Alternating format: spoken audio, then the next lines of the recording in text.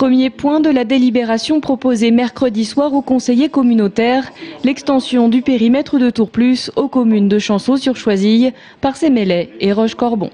Un serpent de mer extrêmement médiatisé qui n'a pas rencontré de véritables oppositions. Ça fait 10 ans qu'on a des contacts avec ces 3 communes. Enfin, il faut aller voir sur place. Vous êtes à Tours, vous faites 1 mètre, vous êtes à Parcé-Melay. Les élus de cette commune, pas dans leur unanimité, mais dans leur grande majorité, veulent venir avec nous. Ils l'ont voté, ils ont réitéré leur vote. On ne va pas les refuser maintenant. Ainsi, c'est plutôt le deuxième point de la délibération, le principe de création d'un pôle métropolitain et la réforme des collectivités en elles-mêmes qui ont provoqué le résultat des votes. 5 voix contre et 1 abstention pour dénoncer un projet de schéma intercommunal en désaccord avec les volontés des communes concernées.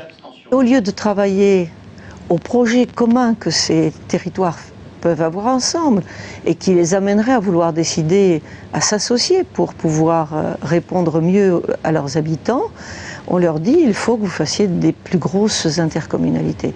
Autre sujet de discorde, les délais. Un point qui a particulièrement marqué Laurent Baumel, maire de Ballans-Miré, qui garde en mémoire le temps qui avait été nécessaire à la dissolution de la communauté de communes de la Confluence. Je trouve qu'on va trop vite, notamment dans le monde rural, où on force un petit peu les communautés de communes à se regrouper et que l'on ne tient pas assez compte de leurs propres désirs. Pour d'autres, cette réforme difficile aurait néanmoins le mérite de provoquer les débats.